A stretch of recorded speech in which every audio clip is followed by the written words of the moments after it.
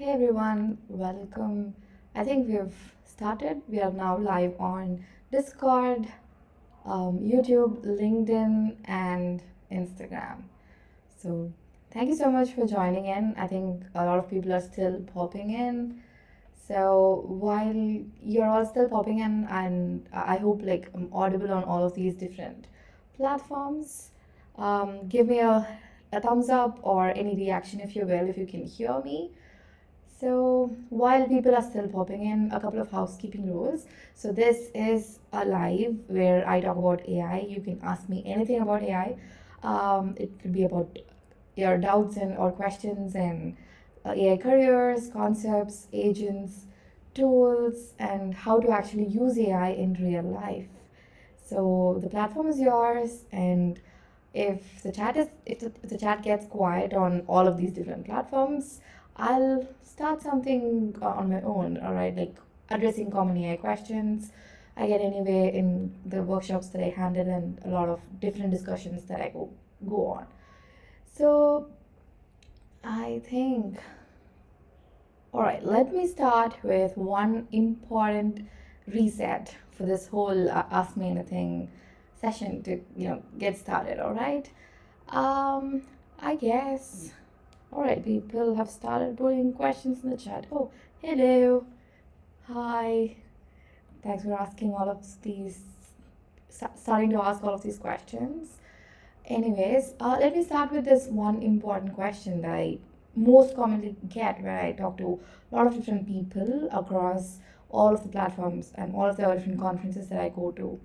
So the most confusion around AI, it comes around this important thing around, right? Like they mix up tools, models, and systems. So we'll have to kind of understand that AI is not magic. I think in 2026, we must all address the fact that, it isn't magic, it's just math, data, and probability wrapped in kind of a good UX, simple UX for any of us to understand. And the real power comes when you stop asking which tool and start asking, what problem I'm trying to address. So again, hello everybody. I think a couple more joined in all of these platforms. So to recap, we are going live on Discord, YouTube, Instagram, and I hope the LinkedIn live is up as well. So if you're not able to stay for the whole session, worry not. All of these sessions are recorded, so you'll be either able to catch it on Discord or YouTube. And if you're signed up to my newsletters, which is on my website, if you go to the 𝗷𝗃𝗲 you will get the recap of the whole session there as well. So without further ado, let me quickly check across different chat channels. All right, a couple of highs and hellos on Discord, I believe. All right. So we were speaking about how, the most confusion around AI comes with what kind of tools to use. So, I mean, we have to kind of understand that any AI model is its brain, and any tool that it's used, it's like our hand, and the AI agents that we speak about, like everywhere that you go, it's a worker with a job to do, right? So once all of these clicks together, AI becomes kind of much less intimidating and more useful for everyday audience. So I think one other question that I kind of commonly get across all of these platforms is that, do I need to learn coding to kind of work with AI? All right, so if you had asked me this question in, say, 2020 or like 2018, I would have said yes. All right, coding is like absolutely essential because AI was reserved for the absolute scientists and programmers who were pro coders, like they coded in Python or C or JavaScript or whatever language they used. But in 2026, with a lot of vibe coding tools out there like Lovable, Replit, I guess Replit recently launched its own platform where you can directly push your mobile applications to the Play Store and App Store. So it's that simple. I think it's the first platform out there to kind of do this with ease, because you'll be able to create web applications using Replit, but not directly push it onto the Play Store and App Store. That involves a lot of PWAs and structuring it to become its own mobile app before you push it onto these app stores and Play Stores. But Replit has it today with the ease of use, where you can kind of one-click deploy into app stores and Play Stores. So to answer the question, do I need to learn coding to work with AI? In 2026, it's absolutely not necessary. If you're a beginner, you can get your MVP, designed, fully functioning MVP done and dusted in less than 20 minutes these days, considering the complexity of the applications that you're building. But coding kind of gives you control. So let's say you want to scale up this MVP, and you have a lot of users who are signing in. So no code kind of gives you the speed to get to the MVP stage. But learning to code, the basics, these days you need not understand the entire syntax and learn to code from scratch. You can learn using different AI tools out there. So if you want to have a burner code or a boilerplate code, you can get it from any of these tools, like I guess Cursor, Google's anti-gravity, all works wonders. And so to answer the question, the future kind of belongs to people who understand both, like even if they don't master each one of them. So if you do not know to code in 2026, you can build your own application in a couple of minutes to launch your full MVP and get your initial seed of users to understand if the tool is like even needed for people. So again, I think a couple of them newly have joined across these platforms. So recapping the house rules over here. So we're currently going live on YouTube, Discord, and Instagram. So if you have any questions, and if you have any questions related to AI, career, tools, or anything with respect to AI, please drop it in the chat and I'll answer them. So far we have answered a couple of questions for the new audiences who have joined across these platforms. One is that like AI feels so intimidating. How do you even get started? So we've mentioned about how AI is not magic. With today's tools out there, you can start learning AI using AI. So that that was put forth. And the other option is that, the other question that came up was, do I need to learn coding to work with AI? So the short answer is no, not to begin with. But if you are planning to kind of build a full end-to-end application and put it out to the world, you might need to understand a couple of basics of coding. You will not be expected to kind of do full-fledged end-to-end coding, but then understanding it would give you an edge. Okay, looking at a couple of other questions. All right, here's a question. So AI feels overwhelming. So where do I even start? All right, I think this is similar to the first question that we answered. But anyways, in order to kind of answer it to the new people who have joined live like a couple of minutes ago. So most people, they kind of start the wrong way. They kind of collect tools like we've all watched Pokemon, right? So everywhere you go, you collect Pokemon, and then we also had this Pokemon game a couple of years ago when I was in college. So, but AI doesn't work that way. So it you have to kind of give it a structure. So you have to focus on a problem and how do you solve that problem, and also kind of like how do you kind of fix it using AI and push it out to the world so that it fixes the problem for the rest of the world as well. So we can kind of like to put it on to like a visually to understand how you can how do you even start by learning basics about AI, like what exactly it is, like when always start with the history. So it all began in 1950s when humans wanted to create something like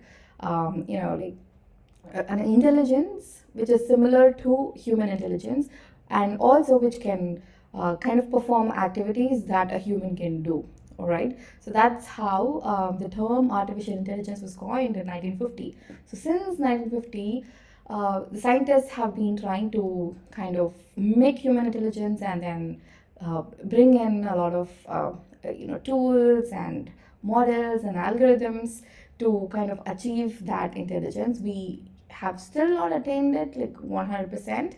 But then what was there in the year 1950s to where we have come today in 2026, we have like come a really, really long way. Because in the 1950s, we have to admit that the computer in itself was like pretty new, am I right? So figuring out a way to kind of automate everything that we do in terms of this unique intelligence, let's be kind of I don't know, let's be kind of realistic. It would not have been possible. It's not possible now, but it was not possible then as well. So to kind of put it in very simple layman terms, you just pick a task and break it into simple steps as to what problem you're trying to solve, and also insert AI wherever it's needed. So again, one more thing to remember is that in these days, like, it is not essentially needed for you to insert a large language model in every solution that you build. For some solutions, it kind of is in a simple script where it automates a couple of things. That is enough. You need not kind of like insert large language model everywhere you see, because that's what people are doing these days. But a simple script which automates, let's say, fetching a file from your particular folder and then putting it in another folder. Let's say this is your use case. For this, I mean, you still can use AI, but then this doesn't essentially require an AI mechanism to be put in place. All you have to do is that, the simple Control-C, Control-V that you do manually, you need to automate it via, if you're using Windows, via a PowerShell script and something like that. So if you ever feel that learning AI is getting started with AI is overwhelming, don't worry, because I know it. In the beginning, it might still feel overwhelming, but if you follow all of the steps that I've just mentioned, break it into tiny tasks and kind of go with solving that specific problem, it doesn't have to be overwhelming, and it'll in fact like boost your confidence into building your own applications without actually burning out. So, one other question, and one kind of this is kind of stems in from the insecurities around AI. So will AI replace my role? Will I be ever replaced, and will my existence be redundant? This is another question which everybody has these days. Again, in order to answer that, no. Essentially, it's a mix of yes and no, because let's face it, AI might seem like it's like replacing a lot of people's jobs, but that's not essentially true, because as you know, we just spoke about starting from the 1950s, scientists have tried to kind of get started with artificial intelligence, but the term artificial intelligence was coined in the 1950s. But it's 2026 now. It's been several decades since that was started. But then we have not been able to attain that level of intelligence even today. So if you ever have this kind of a thought as to will AI ever replace me? Will it take over my current role? Will I be laid off? And all of those things. It might be possible, because AI still replaces a couple of redundant roles. Like content creation is like one such role, which again, it will not be able to replace it entirely 100%, because let's face it, if you are creating content using AI, I guess like since 2022, we've all created multiple things using ChatGPT. At some point in time, we might have felt that the output from the ChatGPT is like kind of similar, in the sense like using all of those the common words that you can find like you can immediately say that, I identify that this specific thing was generated using AI. I think it's getting better and better these days, but still, the emotional intelligence that us humans bring in, that always trumps AI. So the whole concept of AI taking over, that I guess it's kind of a myth out there, for kind of like put in place for people who do not understand AI. So once you start learning AI and then kind of start implementing, a couple of solutions using AI, you would stop feeling this way, because I think one of the famous people out there has mentioned this. So if you do not use AI, yeah, your role is definitely going to get replaced. But if you start using AI and then, make it augmented into your everyday workflow, nope, it essentially wouldn't replace you or your role or anything else. Let's face it, some tasks will disappear because that's normal. Data analysis these days is being done by AI very easily. I just came across YouTube analytics because I was looking at how my videos are performing on YouTube. Previously, what we'd have to do is export all of those data and then kind of analyze it either using Python, Tableau, Power BI, whatever analytics platform that you use, and gain insights from it. But these days, the YouTube analytics is inbuilt AI where you just probe questions. What is my top performing video today? And then the YouTube analytics was kind of able to give me an answer, like, so and so video was my top performing video. So some tasks similar to this might disappear, but if you think about it, spreadsheets when it was kind of introduced did the same thing. So people previously used manually to calculate a couple of, let it be a sales dashboard or the revenue dashboard, whatever. So people kind of used manual methods to do it. But these days, when Excel was introduced, all of those manual tasks disappeared. So that doesn't mean that analyzing data became redundant, but it kind of automated a couple of things, making the job easier for people who actually use it. So you don't need to kind of predict the future right now. So embrace whatever tools that are out there to kind of add or augment to your role currently.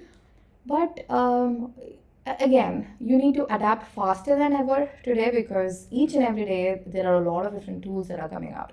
So, to answer your question, like, is AI going to take jobs? Short answer is yes and no. Some tasks, yes, but not entire roles, because at the end of the day, for a couple of roles, we still need emotional and the empathy and all these emotional intelligence in place. So nope, AI is not going to take your job entirely unless you start augmenting AI into your existing roles. AI doesn't just belong to the tech world anymore, am I right? Because even doctors, like the robotic assisted surgeries that are being performed, or let's say like several research that the doctors did for understanding the clinical trials the patients went through. So all of these are using doctors have become efficient these days with the use of AI. So my point is that using AI doesn't just kind of be with respect to just the people in the tech world, even those who do not understand AI. There are a lot of no-code tools and a lot of resources out there which explains AI kind of in a simple sense to people from the non-tech world. All right, let me see what other questions we've got, and a couple more have joined from all of these different platforms. So to recap what we have discussed so far. So we are going live on Discord, YouTube, Instagram, and then I was supposed to go live on LinkedIn, but then some issue over there. So we're live on YouTube, Discord, and Instagram. So if you're not able to stay here for the entire session, don't worry, because the sessions are recorded and it will be available on YouTube and Discord. so don't worry about it. And if you want to gain more insights into what have been discussed here and in the couple of other live streams that are coming your way, you can always sign up to my newsletter. You can go to the arthi-collective.com, where you can sign up to my newsletter, and I'll send you all amazing insights to your inbox directly. All right. What other question do we have here? Okay, so how do you get started with no coding tools, right? So there are a lot of tools out there which kind of helps you build an MVP with just couple of prompts, and then you get an MVP. So which is the best platform to even begin it? So there are many things out there, like Lovable is one, Replit is another, and some of the developer-friendly platforms out there are Anti-Gravity, Cursor. But I'd like to differ here because I've been using Anti-Gravity for the past couple of weeks, and it is awesome. Like, it has been portrayed, it's not just for developers. You can build an entire product just by prompting. You need not write even a single line of code using Anti-Gravity. Even at least, the Google's Anti-Gravity looks and feels like it's like a Visual Studio. For non-coders out there, it might feel kind of different, and it might even take a minute for you to get started with it. But once you do, the agent manager of Google's Anti-Gravity, it's like mind-blowing. You just enter, and then you kind of tell it what you want. It gives you an implementation plan. You can edit and add comments to the implementation plan as it is implementing as well. And there you have it.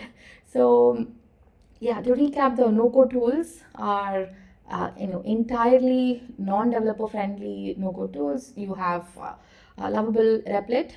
As we discussed during the beginning of the session, I mentioned that Replit recently, I think 2 days ago, it launched, where you can kind of build a mobile application using Replit and then publish it on app stores and play stores. So if you are not starting to monetize with AI in 2026, I think you would be missing out in the upcoming years, because it's been that easy to ship an MVP using these non-coding tools. No-code AI tools. Now, for the developer-friendly tools, as we were discussing, the Google's Anti-Gravity and Cursor is one, and a lot of traction is upon Claude Code, right? Because a lot of people out there are speaking about Claude Code, and I haven't started using it, and I am always pro non-subscription based products. That's why I love Google's Anti-Gravity, because anybody who doesn't know AI and doesn't have the budget to kind of get started to learn AI, they can get started with Google's Anti-Gravity. Especially if you have a student ID, you can use the upgraded version of Gemini, which again is a plus. So, but a lot of traction has been coming in for Claude Code, because it's way sleeker, and then it kind of acts as your co-pilot essentially. Although Copilot, let's face it, Copilot by Microsoft, it started off with a bang because it came integrated with your Windows, and everybody was so excited about it. But I don't think even people at Microsoft are using Copilot these days. But we're not here to trash talk. Anyways, to recap the question, what are the good tools out there for vibe coding and MVP? We have the strictly no-code tools like Lovable and Replit. And then slightly, if you want to play around, write your own code, you can check out Google's Anti-Gravity, Claude Code, or Cursor. All right, let's see what are the questions we've got. Again, there are a lot of new joiners in these platforms. So to give you an overview, we are currently live on Discord, YouTube, Instagram. We were supposed to be live on LinkedIn, but that failed. I'll figure it out for the next AMA. We have been answering questions across these platforms, and some of the commonly asked questions as well. So we've spoken as to about how how to get started with AI without actually feeling overwhelmed. We've also spoke about, will AI ever replace my job? All the myths around it.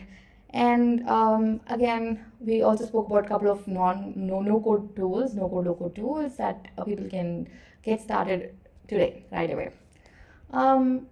Okay, we have one question on Instagram. What are your suggestions for AI implementation in healthcare from Preeti? Oh, hey, hi Preeti. So, yes, AI in healthcare, that's a very good question, because in 2026 there have been a lot of focus for AI in healthcare, because as you would have seen, ChatGPT has launched ChatGPT Health, where you can kind of go and ask your own questions, and it would provide you answers. It's similar to ChatGPT, but it's integrated a lot of health tech at the back end. So the sources from which it fetches the answer, it's not the internet, the broad internet, where it can kind of give you false answers or some incorrect discussion forum answers. But this is directly integrated to, if I'm not wrong, it's integrated with Stanford or MIT. I have to check on that, but it gives you reliable answers. So if you are looking at implementing AI in healthcare in your domain, and whichever role you are, I think the best way is to the first step in any kind of implementation, right, is to kind of understand your problem statement. So which problem are you trying to solve? For example, let's say you're trying to simplify the patient intake. So that's just out of the top of my head. So any patient who visits the hospital, whether it's inpatient or outpatient, you have to onboard them. Am I right? So when you're onboarding them, the first step is you give them a couple of case report forms and ask them to fill out their details. So let's say you are trying to optimize this specific problem, or enhance the patient experience for this specific problem. So the problem has been identified, and the next step would be to kind of how do you solve it using AI? Again, we have answered in one of the questions where you have to kind of validate, because not every problem, the solution to every problem would need AI. Some of them can be done with just simple automation, without plugging in an LLM, without kind of exhausting your resources, GPUs and all. So I just validate if this problem statement essentially really needs a large language model to be implemented. So if your answer is yes, then you kind of design the solution to this case report form problem. So ideally, you can, if let's, I'm talking about in terms of India, because in the US and abroad, so it's the whole other concept. You have the electronic health records, and all the information can be directly pulled from there. But here, where we manually input patients' information in India, so how, in order to improve the patient experience there, what you would do is that you kind of you can get their basic details, let's say their identity proof, Aadhaar card, for instance. So Aadhaar is today literally integrated everywhere, right? So you kind of get this integrated system in place for this any healthcare out there, and you find out a way where you can fetch all the information, basic details about this about the patient from their Aadhaar, and populate all the basic details using any LLM. Any LLM, simple LLM can do that. Populate information for you using the template that you have for your case report form that has been fetched from the Aadhaar. And for details any current illness, or and for what complaint they have currently come to the hospital, those minor details can be filled in by the patient. So this is a simple kind of an example that I can give you as to how you can think about implementing AI in healthcare. I hope I've answered your question, Preeti. If not, please let me know in the comment, or we can always connect in person. Anyways, let's check other platforms. One second.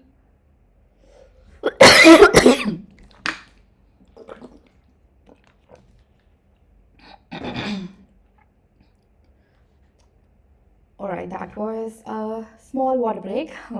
Now, again, for those of you who have joined new, we are currently live on Discord, YouTube, and Instagram. We are supposed to go live on LinkedIn as well, but that there was a technical glitch. I'll figure it out.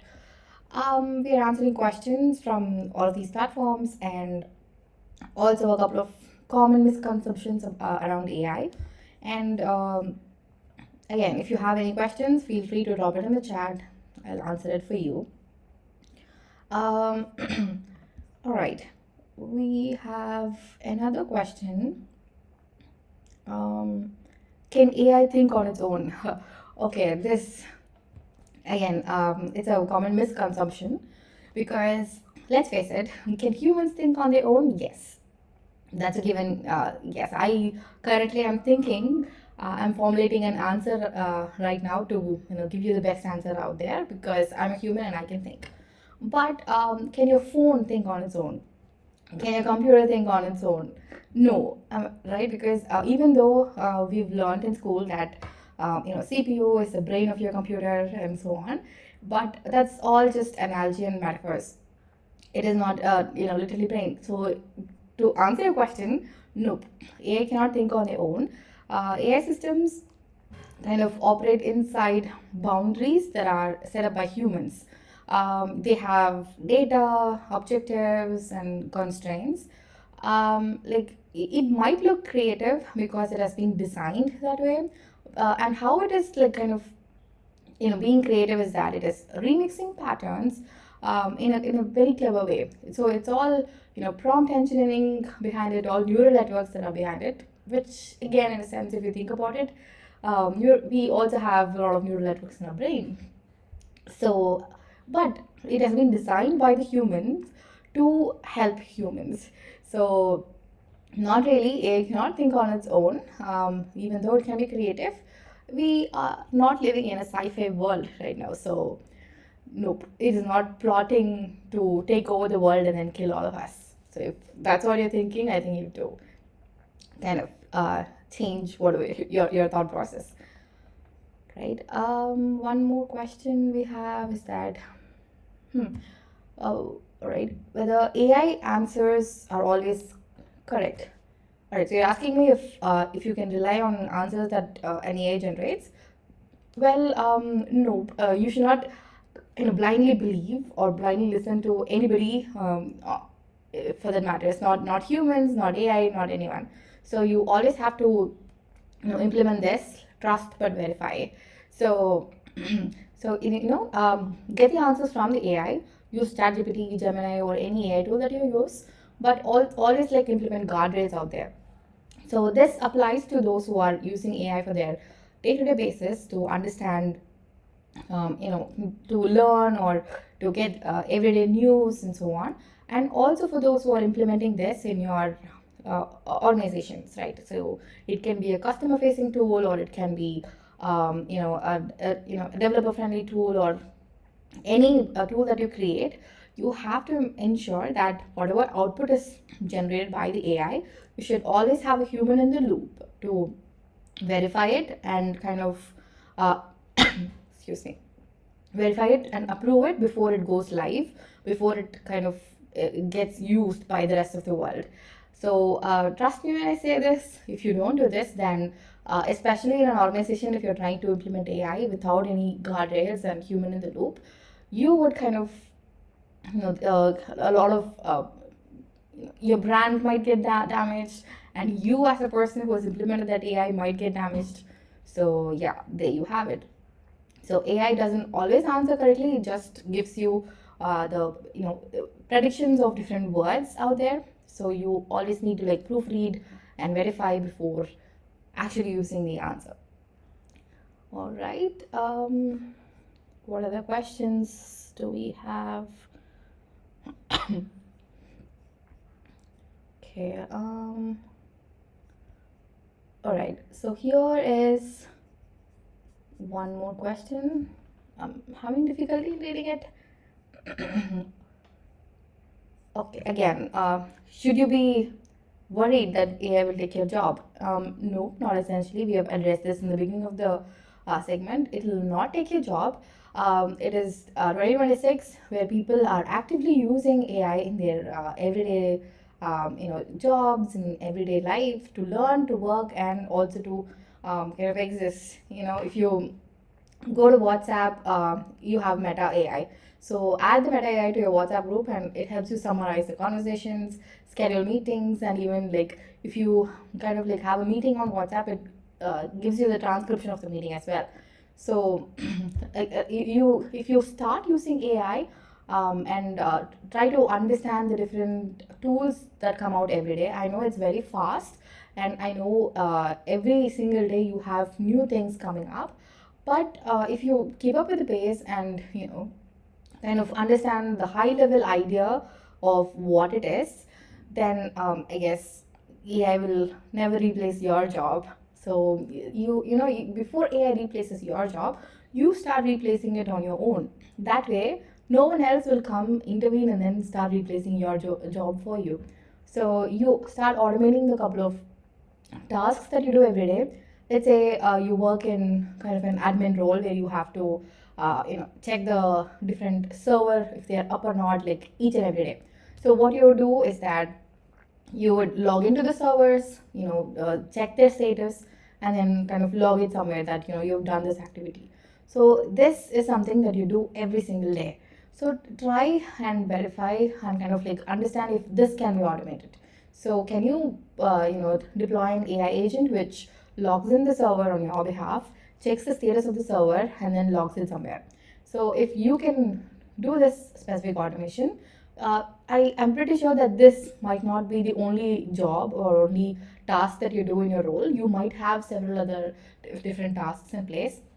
So if you automate this, you would save the specific time that you invested, that you kind of put in every day to do the simple task, and you can focus on the other tasks which cannot be automated, or at least yet by you. So in order to truly clearly address the fear of will AI take over your job, will you be laid off because of AI, this is the way. You start automating your role, your tasks on your own. That way you would be seen as the AI leader in your organization, and you would be given different roles and you would go places. I've practically seen a lot of people do this because let's face it, AI is not new. We've spoken about it. It's existing since 1950s. So if you are someone who's like very fast to adapt AI in your organization, you would be given different roles which did not even exist like a day ago. So it's like truly your time to kind of if you've joined in any of these platforms today, you have already taken that first step. Because let's face it, it's kind of if you're joining in from India, it's Pongal, and then it's Saturday, and it's Saturday night. So you have a lot of things to do, but still you chose to kind of join the session to understand what's going on in AI and ask you questions. So you have already taken that first step, and I'm pretty sure that you would be, miles away from the rest of your team or rest of your competitions in your workplace, in your life, and so on. So, yep, put out that fear by automating your little tasks. Sorry. So I think a couple of them new have joined in these platforms. To recap, we are going live on Discord, YouTube, and Instagram. We're addressing questions around AI tools, AI career, fears in AI, myths about AI, everything about AI in general. So drop your questions in the chat, and we will address it, live today. If not, if I'm not able to get your questions, I'll definitely send it as a recap in my newsletter. So if you are not signed up for my newsletter, it's on my website, the @arthi_collective.com. So subscribe there and get all the insights about AI straight to your inbox. All right, let's check if we have any more questions. Okay, some tools that I can suggest. Okay, so the question is like, what are the different AI tools that you can use to kind of start learning AI? Okay, this is a very favorite tool that I use practically every day. It's called Notebook-LM. So I'm not sure how many of you here in the audience start using AI. Are using Notebook-LM, but it's a very amazing tool out there. So you can immediately learn anything with Notebook-LM. It kind of creates summaries for you, reports for you, even blog articles for you, a video explainer for you, an audio podcast for you based on the sources that you uploaded. So that is a fantastic tool. Go check it out. It's free. If you have to go pro to get a couple of other features, but in general, 𝗏𝗏 is free for most of the useful features out there. So that's one tool that you can use for learning AI. The other one I can suggest is the tools that you use every day. So your ChatGPT, Gemini, and Perplexity. So all of these different tools have the option for you to kind of set up tasks, right? So tasks is nothing but like you set up a time and you kind of ask any of these platforms to give you give you certain research or ask you a question or do anything you want to get started with learning. Some of you might learn well with videos. Some of you might learn well with just by reading. So whatever is your game, create the task in any of the platforms that you use, and every day you get the task with the. So what I do is that I schedule a task in Perplexity. So in Perplexity, every day at 8 a.m. it gives me a full recap of every new thing that has come up in AI today. Right, so it could be a new model that's been launched. It could be yet another tool like Perplexity or ChatGPT that has been launched, or it could be someone who has like received an award in AI, which I might also aspire to in the future, or any hackathons that are going on, because I love participating in hackathons and presenting at conferences. So if there are any new open conferences out there, that also comes straight to my inbox. So every day at 8 a.m. I just need to like open my inbox, my email, and find all of these different tasks from Perplexity, all of these different details out there. So I just go through them and I ignore whatever is not needed, but I get a lot of insights as soon as I wake up, as soon as I check my emails. So that's another thing that you can do. There are also a lot of different options out there for you to kind of learn AI. One other tool I can suggest is that, well, you can only learn by building it. So easy to start option to build your own AI solutions especially for non-tech people who do not know how to code. I've also already mentioned it. So Lovable and Replit are the way to go, because you just enter English prompts and it whips up this whole UI with backend functionalities for you. So yeah, learn by building and check out 𝗏𝗏 and also schedule tasks on ChatGPT, Gemini, or Perplexity, right? So we have another question on Instagram from Money. Hey, hi. Oh, I think you are one of my college seniors. I know you. So how to predict share market using AI? I'm sure it's not possible, but is there any way to predict share valuation? All right. Yes, you have answered your own question. It is not any prediction for that matter, not just share market, is not 100% accurate, right? So any output that AI gives will never be 100% accurate. It all works on probability. So let's say I'm saying, hello everyone, good. If I'm ending my sentence with good, so the next word preceding it could be morning, night, evening, and so on. So this prediction, the prediction of this next word comes from the probability. So if the AI is connected to a lot of outside third-party tools like a calendar or a clock or something, or a time zone or something, we will be able to kind of understand if it's a morning, evening, or day, or night, and so on. So the next word would be evening, good morning, and something like that. But if not, again, it will go with the highest probability. What I have like commonly used, like good evening or good morning more, and then predict it.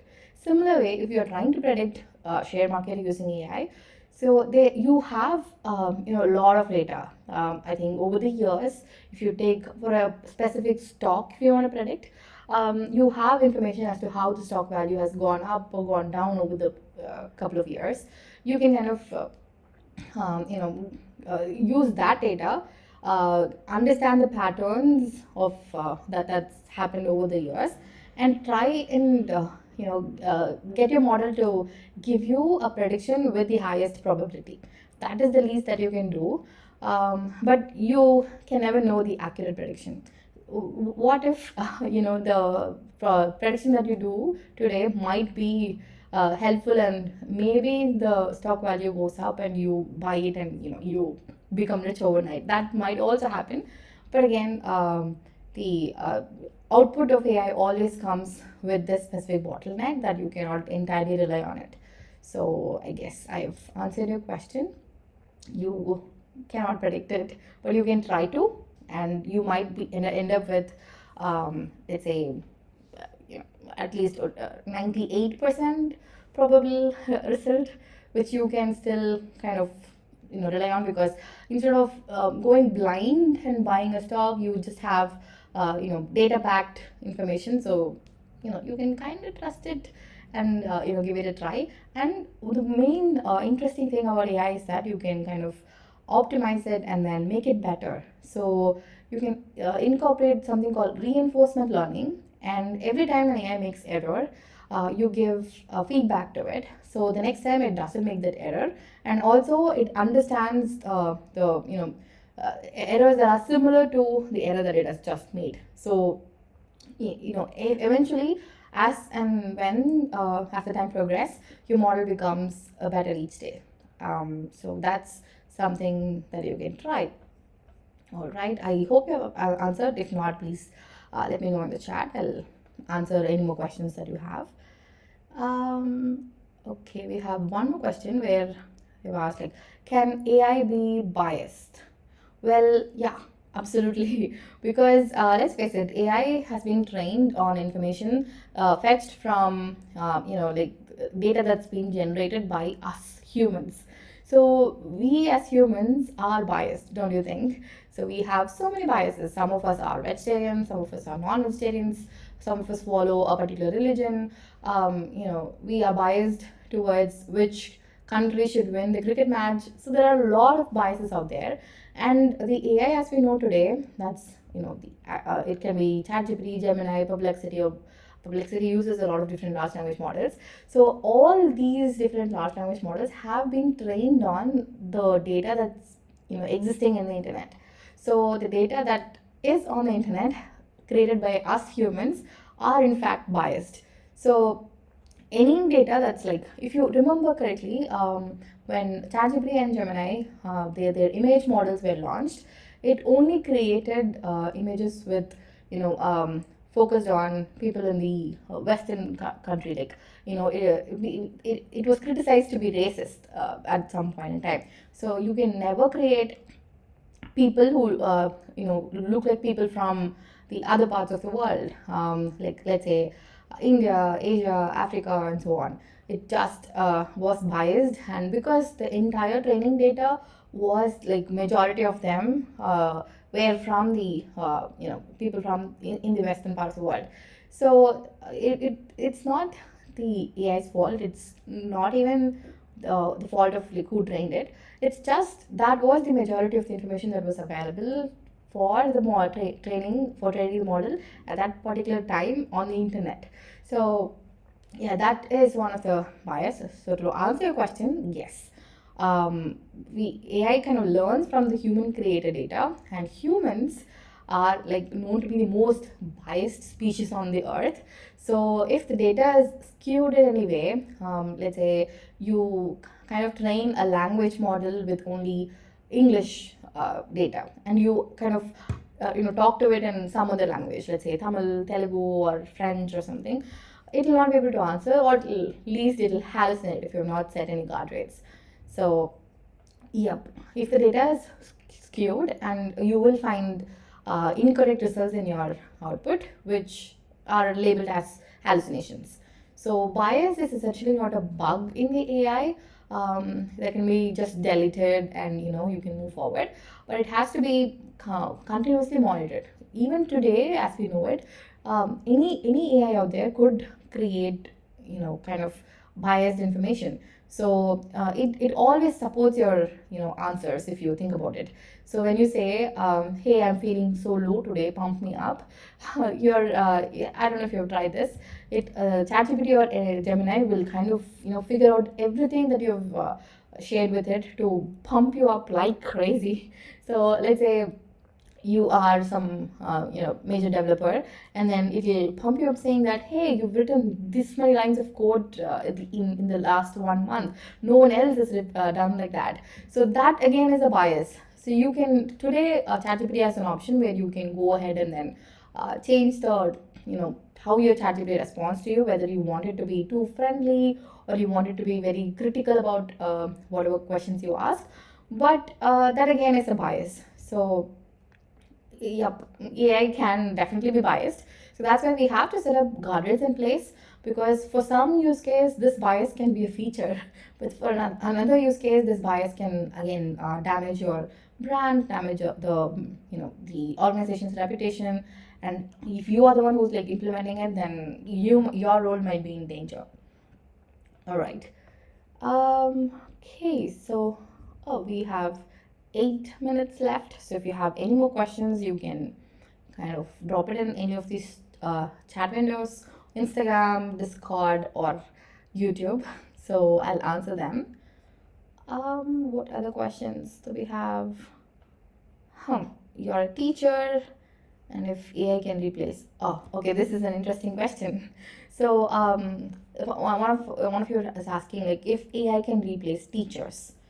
Well, that is a tricky question, because if you, I don't know which teacher are you, school, college, so on. But in any case, AI can these days like explain things endlessly and patiently for you, which is kind of powerful. But teaching, if you think about it, it's not just explaining, right? So it is reading the room, sensing confusion in the students. It's like motivating. How many of you here remember your teachers from school, right? Like especially those in the kindergarten, or when you were in 8th grade or 9th grade. So we all have this one or two favorite teachers who kind of made a difference in your life. So it could be teaching you values, or it could be teaching you a very difficult subject in a way that you can understand. Essentially, AI will not replace teachers. Again, the answer that I gave for the question, will AI take away my job, that applies here as well. So since a lot of us are learning using AI, so it's absolutely essential for you as teachers to upgrade yourselves too. I've seen a lot of schools. I've visited a school recently, and I'm in talks to another school where they've already started using AI to teach schools. Again, this is ongoing debate out there whether to use AI in school, if it's completely wrong and all. But then in my point of view is that if anything is available to you, a new technology that makes your life easy, that helps you learn faster, I think go for it. If it becomes bad, or if it becomes useless in the next couple of years, step away from it. So yeah, to answer your question, nope. AI teachers can never be replaced, whether it's school, college, or anywhere. So you just like adapt AI, and then you can prepare your lesson plans faster using AI, and you can answer your questions, or plan out your entire classroom creatively. So instead of like just using board or projector or like simple slides to teach your classes, make it interactive using AI. So all the materials that you teach in class, it could have taken hours together for you to prepare, but make use of AI today and kind of use it to create all of these creatives. So yep, I think we are almost nearing the end of the session. So if you have any other questions, you can drop it here or email me. My email is on all of the platforms wherever you've joined. So yep, with 4 minutes remaining, I think we'll close out for today. So thank you everybody who's joined across all of these platforms, Discord, YouTube, Instagram. And I'm so sorry for people who haven't been able to join on LinkedIn. That's a technical glitch. I'll fix it for the next week's AMA. So to recap, we have addressed a lot of things today. So we spoke about will AI replace your job? Simple answer is no if you start adopting it. And also there were a couple of questions around what kind of no-code tools to use to get started with AI. So my recommendation would be Lovable Replit for non-coders, Cursor, Anti-Gravity, 𝗀𝗃𝗲 for coders. And another question around AI feels overwhelming, what to do. So there the question is like start building, anything. When internet was launched, it felt overwhelming for people during those times who didn't understand computers, or who didn't understand what internet is and how how vast it was. But people adapted to it, and then you cannot find a person not using internet today. So AI is the next internet, and everyone needs to know AI, not just for your job, but for your everyday existence as well. So start using it, start building small applications. That way, AI will stop feeling overwhelming for you. And finally, we also addressed a couple of questions around healthcare. How do you start implementing AI in healthcare?